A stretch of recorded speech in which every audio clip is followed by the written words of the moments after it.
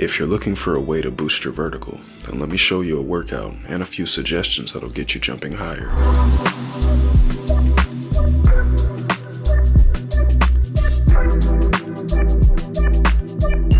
Before we go over any workout, let's look at a few things that'll make sure you're ready to get started. First off, it's important to make sure that you can at least do a bodyweight squat, hold a wall sit for about 30 seconds, sit down and stand up with one leg, and do a bodyweight calf raise. Now, as silly as it might seem, I've got two reasons for doing this. The first is to make sure you're not injured, and to make sure a pre-existing injury won't keep you from doing this workout. The second is to make sure you can actually do these things, because just like with the push-up, you'd be surprised how many people might not be able to do a squat, or a wall sit, or the single leg stand up sit down, or the calf raises. Now, it's definitely not mandatory, but I would recommend checking your range of motion in movements like a deep squat to make sure that when you are jumping and moving with certain exercises, that you're taking it as far as you can go. And to do this, I'd start with a deep squat for about 30 seconds, then go into a curry slide and do the same thing, making sure to go as far as I can on each side. And I'd finish with a pigeon stretch, which may seem impossible for a lot of us, but the great thing is that you can start from a beginner's position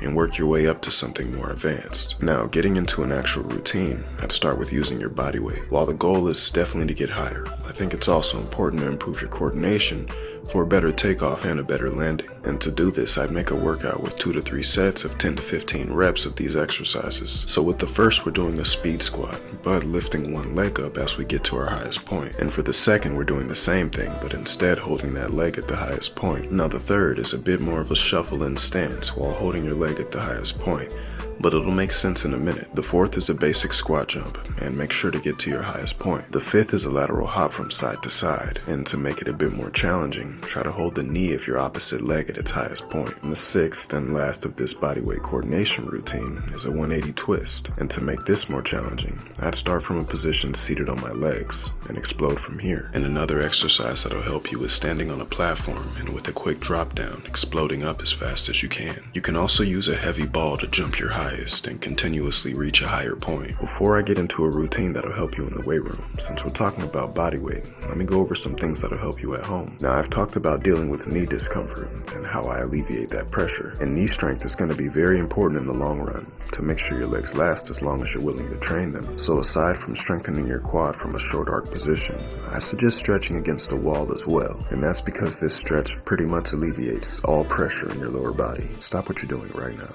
It's okay if you have to pause the video, but I need you to try this. Go up against the wall of your floor or against the wall of your bed for about 5 to 10 minutes. Come back and tell me that wasn't amazing. Now, back on track, and specifically back to the routine that you can make when you're in the weight room. It's less of a routine and more so just a few additions I'd add to your leg day. But these specific exercises with progressive overload and essentially trying to jump your highest every day, you can't forget to be trying to jump your highest every day. I shouldn't have to put that in the routine, right? You guys already knew that.